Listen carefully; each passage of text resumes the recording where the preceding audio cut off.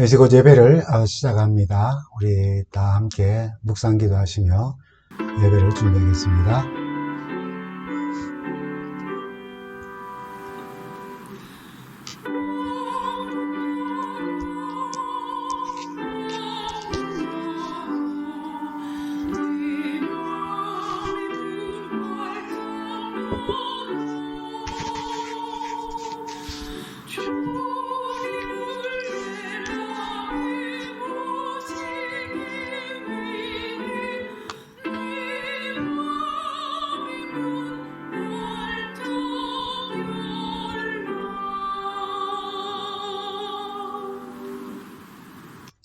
성도 여러분, 한 주간 잘 지내셨습니까? 지금 오늘 함께 나눌 말씀은 우리 4월 1일이 만우절이었죠.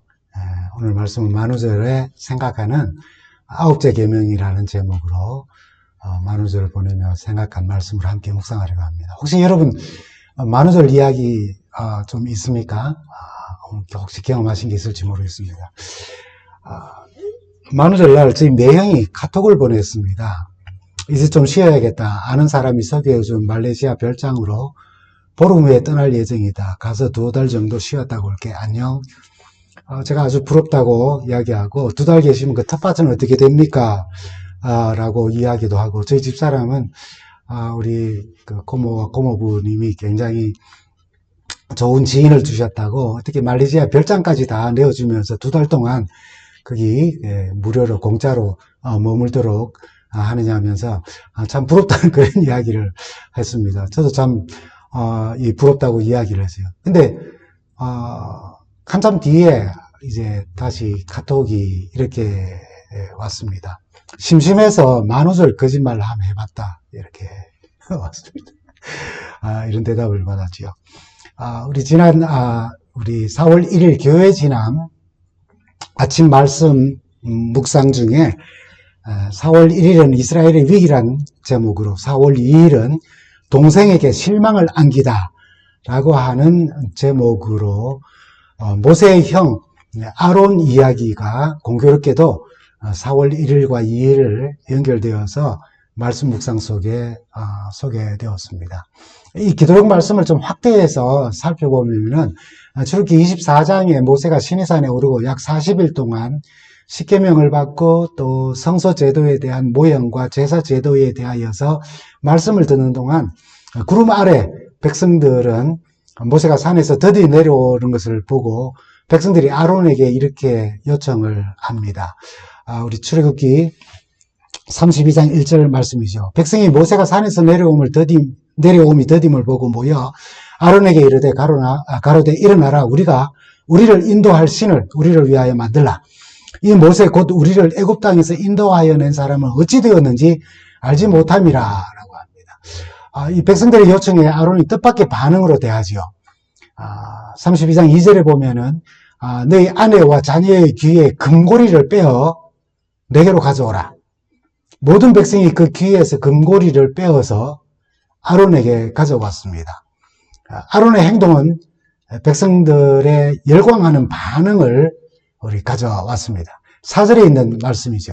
아론이 그들의 손에서 그 고리를 받아 부어서 각도로 새겨, 그러니까 부어서 각도로 새겼다라고 하는 말은 불에 넣어서 이걸 다 다 녹여가지고 이제 송아지 형상을 칼로 이렇게 새겨 만들었다는 것입니다.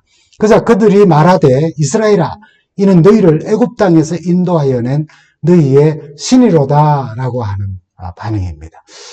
아론이 그들의 손에서 금고리를 받아 녹여서 조각칼로 새겨가지고 금송아지를 만들어내니까 백성들이 좋아서 외치기를 우리를 인도한 신이다라고 그렇게 했어요. 그리고 5절과 6절에 보면은 아론이 그 앞에 단을 쌓고 그 금송아지 앞에 단을 쌓고 이 공포하여 가로되 내일은 여호와의 절일이라 거룩한 날이라고 하는 것입니다.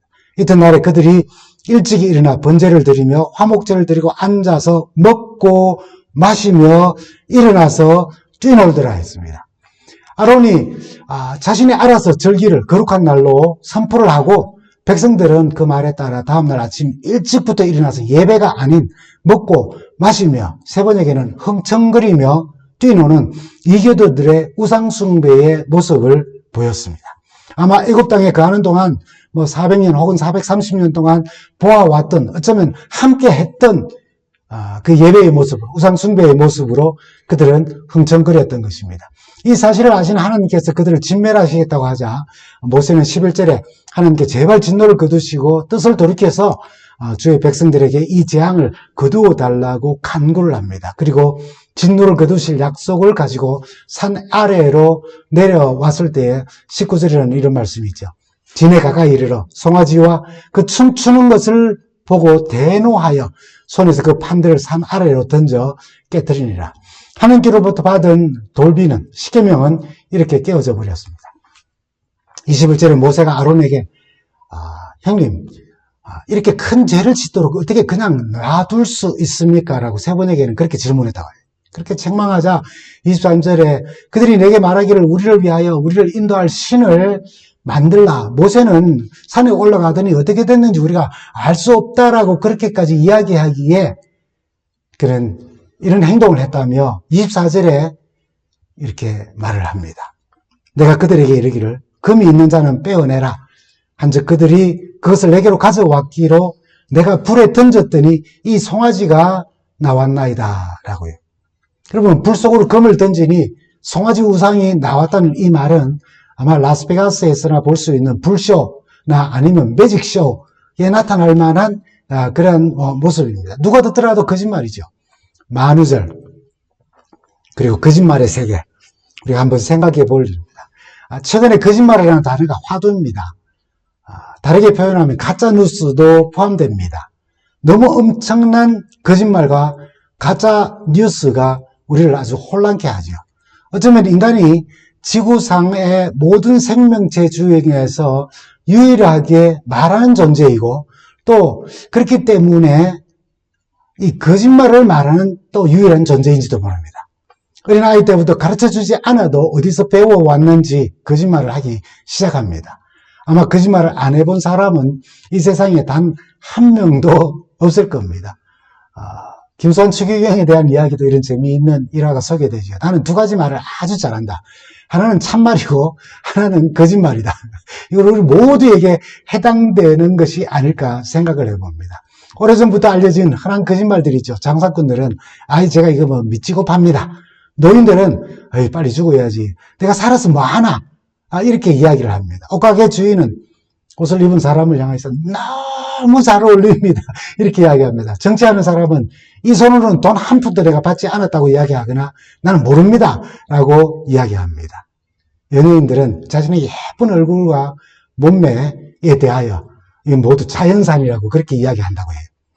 거짓말은 우리의 일상입니다. 거짓말을 하면은 코가 길어진다는 피노키오 이야기처럼 우리가 거짓말 할 때마다 우리 신체에 어떤 변화가 있으면은 이 사람이 거짓말 하고 있구나라고 하는 것을 쉽게 알 수 있을 텐데 조심해도 속을 수밖에 없고 속으면 또 상처를 받고 때로는 그 상처가 너무나도 크고 그 손실이 너무나도 커서 자살하는 사람까지도 있지 않습니까?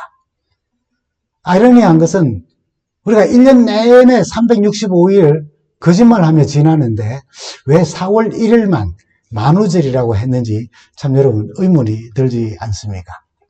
거짓말에 대해서 영국의 전 총리였던 이 벤자민 디즈레일리라고 하는 사람이 세상에는 세 가지 거짓말이 있는데 첫째는 그냥 거짓말이 있고 두 번째는 새빨간 거짓말이 있고 네 번째는 백성들을 완전히 속일 수 있는, 그래서 사람들이 의심조차 못하게 하는 수치를 조작해서 통계 자료로 거짓말하는 것이라고 했어요. 일반적으로 거짓말의 종류가 참 많아서인지 거짓말에 색깔을 입혀서 표현을 합니다. 여러분 거짓말에 색깔 입힌 거 여러분 많이 들어보셔서 알지요? 새빨간 거짓말, 시커먼 거짓말, 새하얀 거짓말, 이런 거짓말들이 있습니다. 첫째는 우리가 살펴볼 것이 새빨간 거짓말입니다. 많은 사람들은 새빨간 거짓말과 시커먼 거짓말을 함께 보기도 하지만은 어쨌든 한번 나눠서 생각해 봅니다. 위기 모면이나 방어적인 거짓말, 남에게 보이는 자신의 모습을 꾸미고 싶은 허풍이나 허세에서 비롯된 거짓말입니다. 이게 순간적이고 즉흥적인 경우가 많기 때문에 다른 사람을 해하거나 위협할 의도가 크지 않기도 합니다. 뭐 직장에 늦게 가놓고는 뭐 차가 너무 밀려서 지각했다거나, 우리가 약속 시간에 늦을 때도 이런 거짓말을 하곤 합니다. 여자친구를 속이려고 핸드폰에 그 건전지가 다 방전되어서 전화를 받을 수 없었다고 말하는 경우입니다. 중국집에 전화를 걸면은 면을 이제 막 끓는 물에 삶는 삶는 동작을 시작하면서 이제 막 출발했어요 라고 말하는 경우들입니다. 때로는 억울한 죽음을 피하기 위해서 거짓말을 하지요. 예를 들면 전래동화 속에 토끼전이 있지요. 죽음의 위기 앞에 내 간을 육지에 빼놓고 왔다고 하는 말로 자기 목숨을 건진 토끼 이야기도 있습니다. 성서에는 어쩌면은 여호수아 9장에 나오는 이스라엘이 여리고성과 아이성을 정복했다는 소식을 들은 가나안 족속들이 연합하여서 이스라엘을 칠 준비를 할 때에 기브온 족속이 그 연합군 속에 포함되지 않고 이스라엘과 화친을 맺어야겠다고 생각을 하고 아주 먼 길로부터 온 사람들처럼 옷도 헤어진 옷, 뭐 이렇게 물 담은 가죽 부대도 다 헤어진 것, 음식도 막 곰팡이 쓴 것, 뭐 예를 들면 그런 여러 가지를 준비해가지고 마치 가나안 땅에서 멀리 떨어진 곳에서 화친하고 싶어서 온 것처럼 여호수아와 이스라엘 백성들을 속여서 거짓을 말하여 화친을 맺은 일입니다. 그럼 두 번째는 이 시커먼 거짓말이 있어요. 아까 말씀드린 것처럼 이 시뻘건 거짓말하고 함께 보기도 하지만은 이 시커먼 거짓말은 악의로 가득 찬 거짓말을 두고 하는 말입니다. 그래서 정말 사기치는 것, 의도적으로 다른 사람에게 해를 주기 위하여서 자신의 살인 사욕을 채우기 위해 다른 사람에게 정신적 피해, 물질적 피해, 이런 것들을 전혀 아랑곳하지 않고 특히 국민을 상대로 사기극을 벌이는 정치인들의 거짓말들은 정말 시커먼 거짓말입니다. 6.25 전쟁이 남한이 북한을 침략함으로 일어난 전쟁이라고 말한다는 것. 좀 오래된 이야기지만 미국산 쇠고기를 먹으면 과구병에 걸려서 내가 구멍이 뚫혀서 다 죽는다는 그런 말. 정치인들이 선거철에만 표를 얻고 당선되기 위해 국민을 하늘처럼 받들겠다고 하는 말들입니다. 재밌는 풍자 이야기도 있죠. 지방을 시찰하던 국회의원들이 탄 버스가 이 언덕 아래로 굴러 전복을 했습니다. 신고를 받은 경찰이 현장에 도착을 해보니까 사고를 당한 국회의원들은 한 명도 없이 다 죽어서 한 명도 보이지 않는 겁니다. 근데 그 자리에 땀을 뻘뻘 흘리며 한 농부가 삽을 들고 서 있었어요. 그래서 의아해하는 경찰에게 농부는 자기가 모두 다 땅에 다 묻어버렸다고 이야기하는 겁니다. 경찰이 그 많은 국회의원 중에 한 명도 살아있는 사람이 없이 다 죽었더냐고 그렇게 물으니까 매장할 때에 몇 놈은 나 지금 살아있으니까 좀 병원에 데려다 달라고, 나는 아직 죽지 않았다고 그렇게 막 소리쳤지만은 내가 도대체 국회의원들의 말을 막 믿을 수가 있어야지 라고 하는 그런 유머입니다. 좀 섬뜩하지만은 많은 이 메시지를 우리에게 던지는 거죠. 시커먼 거짓말에 이렇게 익숙한 사람들은 눈 하나 깜짝하지 않습니다. 거짓말을 일삼고 죄의식도 없어요. 거짓말을 아주 반복합니다. 모한 변명과 말 뒤집기를 밥 먹듯이 하면서 양심에 가책도 없어요. 이런 병적인 거짓말이 인격에 뿌리 깊게 자리 잡기 때문에 자신은 그것이 사실인 줄 알고 있어요. 성서에는 아마 마태복음 26장에 베드로의 거짓말을 우리가 한번 생각해 볼 수 있어요. 자신에게 닥친 위기 상황을 모면하기 위하여서 그렇게 3년 반 동안 주님을 사랑한다고, 모든 사람이 떠나더라도 나는 절대로 주님을 떠나지 않겠다고 장담하던 제자가, 한 여종이 너도 예수의 제자며 함께한 사람이라고 하는 그 말 앞에 주님을 알지 못한다고 주님을 저주하며 맹세하면서 부인한 것은 참 비겁하고 속 시커먼 그런 거짓말인 것입니다. 우리 세 번째 거짓말로는 새하얀 거짓말이 있습니다. 좋은 의도로 하게 되는 선의의 거짓말이라고 우리가 흔히 말하죠. 사람을 살리기 위해 또는 타인을 배려하면서 사랑하는 사람에게 상처를 주지 않기 위해 또는 교사가 가르치는 제자가 용기를 가지고 더 열심을 내라는 그런 의미에서 하게 되는 거짓말들입니다. 우리 병든 부모가 자식들이 걱정할까봐 난 괜찮다라고 이야기합니다. 속에는 중병으로 곧 돌아가실 수도 있는 그런 상황이지만 난 괜찮다라고 이야기를 하죠. 배고프지만은 예의를 차리면서 저는 밥 먹고 왔습니다라고 말하는 겁니다. 맛이 좀 덜하지만은 그 준비한 사람의 마음과 성의를 보고 맛있네요라고 이야기하는 것입니다. 문제하지만은 너는 꼭 훌륭한 사람이 될 거야라고 격려하는 말들입니다. 누군가의 생명을 살리기 위해 거짓말을 할 수밖에 없는 경우도 있고 덕담이나 격려의 의미로 종종 쓰이는 이 새하얀 거짓말, 사실이 아님을 알지만은 들으면 기분이 좋아서 별로 따지지도 않고 기분 좋게 넘어갑니다. 어떤 가족이 타고 가던 승용차가 대형 사고 발생해서 아버지와 딸이 한쪽 다리를 잃게 됩니다. 장애를 갖게 된 거죠. 아빠와 딸은 매일 서로를 위로하면서 목발을 짚고 다니면서 희망을 잃지 않고 생활을 합니다. 그러던 어느 날 부녀가 함께 횡단보도에서 신호를 기다리던 중에 소녀가 달려오는 차에 치여라는 그런 순간이 오자 아버지는 목발을 집어던지고 쏜살같이 달려가서 그 소녀를 구했습니다. 그것을 본 딸은 아연 실생할 수밖에 없었죠.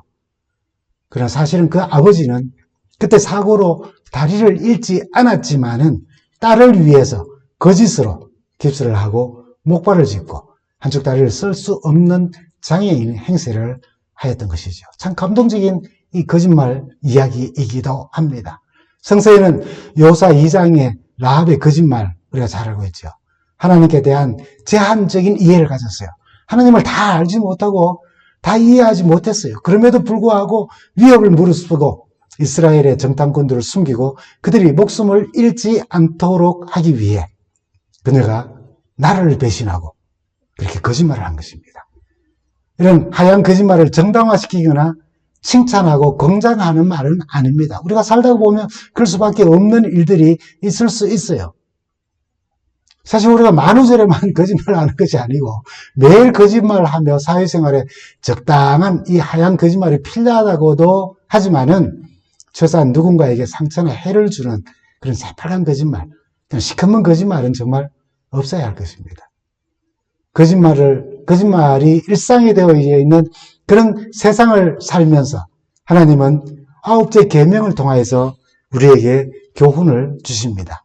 출애굽기 20장 16절에 이런 말씀으로 우리에게 교훈하시죠. 내 이웃에 대하여 거짓 증거하지 말지니라.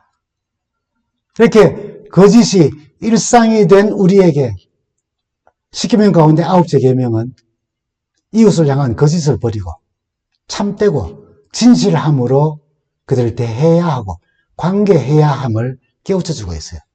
우선 이 제9계명은 당시 유대 공동체에 사회적으로 가장 힘없는 약자들, 가난한 자, 객들, 과부, 고아들이 그 거짓말 때문에 불이익과 매도당하는 일이 없도록 공동체 내에서 그들을 각별히 보호하도록 하는 사랑의 계명이에요. 말로서 이웃에게 피해를 끼치지 말라는 것입니다. 이게 유대 사회에 얼마나 큰 문제를 일으킬 수 있는지 여기 거짓 증거라는 말을 사용하여서 그렇게 하지 말라고 했어요. 법적인 상황이죠. 사법적 판단에서 증인의 역할이 매우 중요합니다. 그 당시엔 지금처럼 사법제도가 이 제도가 된 게 아니에요. 그래서 증인들이 말을 듣고 판단을 하는 경우가 너무나도 많았던 것이죠. 그럴 수밖에 없었던 것이죠. 그래서 신명기 17장 6절에 보면은 이렇게 말씀합니다. 죽일 자를 그냥 죽이지 말고 두 사람이나 세 사람의 증거로 죽일 것이요. 한 사람의 증거로는 절대로 죽이지 말라고요. 법정에서 이런 증인을 통하여서 그 증거를 통하여서 사람이 죽기까지 하고 살릴 수 있는데 그런 일들이 거짓 증인을 통하여서 일어나지 않도록 조심해야 한다는 거예요. 그래서 신명기 19장 16절에서 19절에 있는 말씀을 보면 만일 그렇게 증거를 하는 사람이 위정하게 되면 18절에 그 형제가 거짓으로 무함한 것이 판명되거든 19절에 그가 그 형제에게 행하려고 꾀한 대로 그에게 행하여 너희 중에서 악을 제하라고요. 정말 눈에는 눈, 이에는 이. 그것을 이야기하고 있는 것입니다. 만일 증언에 문제가 있으면은 그 증언에 따른 법적 책임을 또한 똑같이 지도록 하라는 겁니다. 근데 이것이 법적 문제만은 아닙니다. 내 이웃에게라고 하는 표현을 통해서 꼭 재판 상황만을 말하는 것이 아니라 일상생활 속에서도 내 이웃에게 거짓말로 피해를 입히는 것을 하지 말라는 그런 권고이기도 합니다. 확인하기도 전에 감정적으로 누군가 조금 나에게 해를 끼치고 미운 감정이 있으면은 소문만 들어도 우리는 확신을 하고 확언을 합니다. 그리고 그것을 다른 사람에게 또 전하기도 하는 것이죠. 그런 걸 하지 말라는 것입니다. 때로는 그렇지 않을 거야 라고 하는 의심이 들면서도 의도적인 잘못된 소문들을 전하고 거짓말을 전함으로 이웃이 심각한 고통을 받고 지울 수 없는 상처를 입는 경우 발생하지 않도록 하라는 거예요. 지금 현 시대에 그런 일 때문에 목숨을 버리는 사람들이 얼마나 많이 있습니까? 너무나도 억울하고 자신이 옳다고 하는 것을 이렇게 증명할 수 있는 것이 없기 때문에 목숨을 버림으로까지 그렇게 하는 일들이 많이 있지 않습니까? 거짓말, 거짓 증거, 가짜 뉴스가 우리 가정과 교회 공동체와 이웃과 사회와 국가에 끼치는 해악이 얼마나 무서운가를 우리는 많이 보고 또 경험을 통해서도 알고 있습니다. 자주 일어나는 일 중에 여러분 뭐 일방적으로 폭행을 당했는데 CCTV나 뭐 이렇게 폭행을 당한 사람들의 뭐 증인들이 없기 때문에 폭행을 한 사람이 자기 중심으로 모여있는 친구들의 증언을 다 거짓말로 해가지고 이 거짓 증언을 하게 하여서 억울하게 이 사람이 당하도록 하는 일이 얼마나 많이 있습니까? 그래서 잠언 25장 18절에는 우리에게 이렇게 권고합니다. 그 이웃을 쳐서 거짓 증거하는 사람은 방망이요. 앞에 뭐 조금 더 붙인다면 아마 야구 방망이요. 칼이요. 뾰족한 살인이라 라고 그렇게 이야기를 합니다. 이렇게 거짓 증거, 거짓말은 방망이와 같고 칼과 화살로 찌르듯 남에게 큰 상처를 입히는 치명적인 무기가 된다는 거예요. 말 한마디가. 그것이 거짓말이라면은 방망이와 같고 칼과 같고 화살과 같다는 것입니다. 사실 하나님께서 사람을 창조하신 목적은 우리의 입에서 나오는 그 모든 것이 하나님을 찬양하는 것이 되기를 원하였어요. 우리가 일상적인 대화를 해야 합니다. 필요한 것도 말해야 되고 좋다 나쁘다는 표현도 해야 합니다. 그러나 그 모든 것들이 하나님을 찬양하는 배경하에서 일어나야 한다는 것이에요. 이사야 43장 21절에 이 백성은 내가 나를 위하여 지었나니 나의 찬송을 부르게 하려 함이니라 라고요. 우리는 정직하도록 창조함을 받았습니다. 꾀를 많이 냈어요. 전도서 7장 29절에 보면 말의 실수가 없으면 야고보는 완전한 사람이라고 온전한 사람이라고 했어요. 그러나 야고보서 3장 6절에는 이 말의 실수, 혀를 잘못 쓰는 그 일로 인하여서 자기 자신이 그런 거짓말을 함으로써 자기 자신이 온몸을 더럽히게 되고 자신의 생애의 수레바퀴를 불사르고 결국은 그 혀도 불타며 자신도 심판의 구덩이에 의해서 불타게 된다고 그렇게 경고합니다.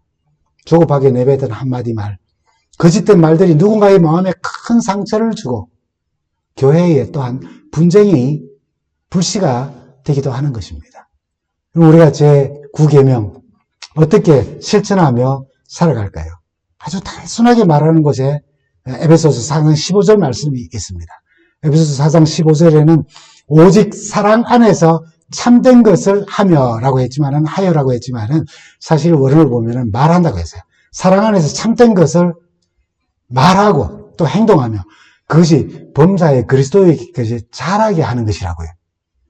그는 머리니 곧 그리스도라 하고요.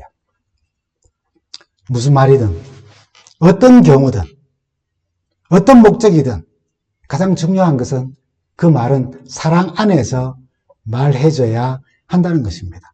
아무리 진실을 말한다고 해도 남의 약점이나 비밀을 말하고 남을 해치려고 하는 것, 상처를 주기 위함은 그것이 진실이다 할지라도 제9계명의 실천에서 벗어나는 거예요. 그러면 되지 않는 것입니다.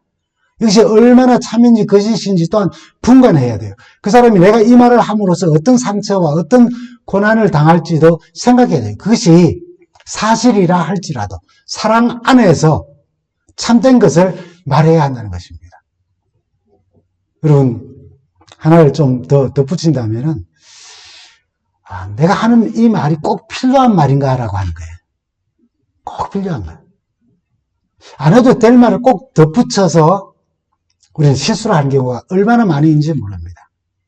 불필요한 말로 상대방에 상처를 주는 경우가 참 많이 있죠.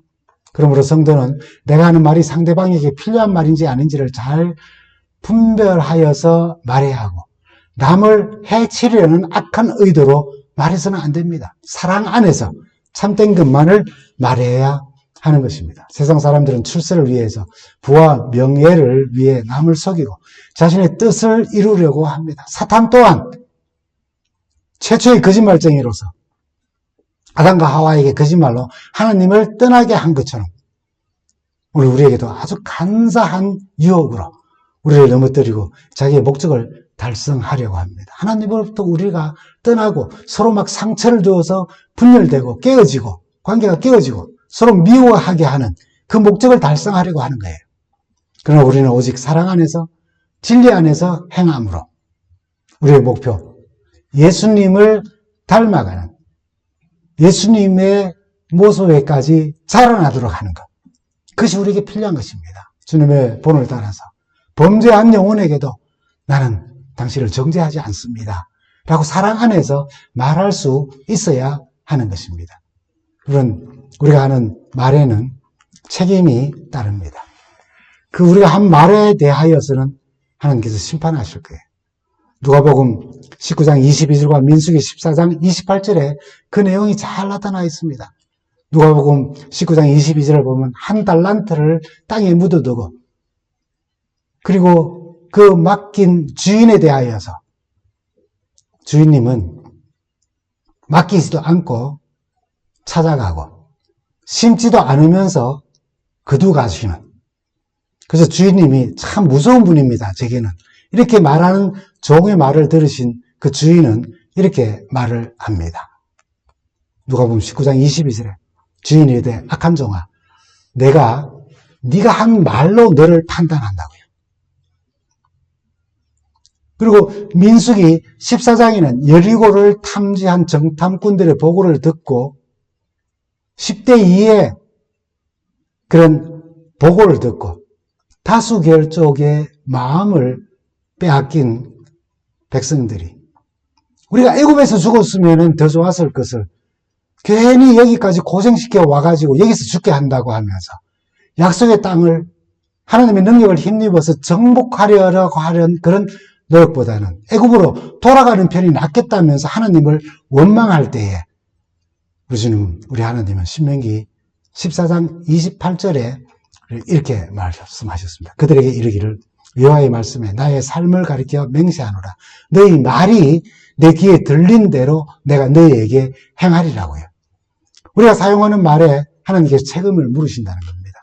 우리의 행동뿐 아니라 우리의 말 또한 심판의 대상이 됨을 우리는 알아야 합니다. 그러므로 우리는 하나님의 백성으로서 우리 말에 진실만을 담고 복음을 담고 사랑을 담아야 합니다. 이를 위해서 우리는 언제나 신중하게 말하는 습관을 길러야 해요. 함부로 말하거나 잘 모르면서 말부터 내뱉는 그런 경박함을 우리는 버려야 합니다. 거짓말하는 자의 최후를 요한계시록 21장 7절 8절에 잘 나타나 있습니다. 이기는 자는 이것들을 유업으로 받으리라. 나는 저희 하나님이 되고 그는 내 아들이 되리라. 그러나 두려워하는 자들과 믿지 아니하는 자들과 흉악한 자들과 살인자들과 행음하는 자들과 술객들과 우상 숭배자들과 그리고요 모든 거짓말하는 자들은 불과 유황으로 타는 못에 참여하리니 이것이 둘째 사망이라 라고요. 불과 유황으로 타는 못에 참여하는 자들 가운데는 우리가 흔히 알고 있는 아주 악한 사람들과 함께 이런 사람도 포함되나 할 모든 거짓말하는 자들이 거기에 포함되어져 있다는 사실을 우리는 알아야 합니다. 성도는 거짓말을 멀리하고 항상 진리를 말하되 사랑 안에서 해야 한다는 사실을 우리는 다시 한번 좀 깨달아야 합니다. 요한계시록 14장 1절과 5절에는 14만 4천에 대해서 설명하면서 내가 보니 어린 양이 시온산에 섰고 그와 함께 14만 4천이 섰는데 그 이마에 어린 양의 이름과 그 아버지의 이름이 쓴 것이 있도다. 5절에 그 입에 거짓말이 없고 라고 하였어요. 그러므로 우리 모두는 사랑 안에서 참된 것을 말하며 서로에게 믿음을 나누는 입술이 되고 서로 겸손함을 배우는 입술이 되고 그래서 서로 지체를 세워주는 입술이 되며 지체들에게 힘과 위로를 주는 가장 아름다운 입술을 가진 사람들이라는 사실을 우리가 알아야 합니다. 사랑 안에서 참된 것을 말하며 다시 오시는 우리 주님을 뵙는 우리 모두가 되기를 간절히 바랍니다. 감사합니다.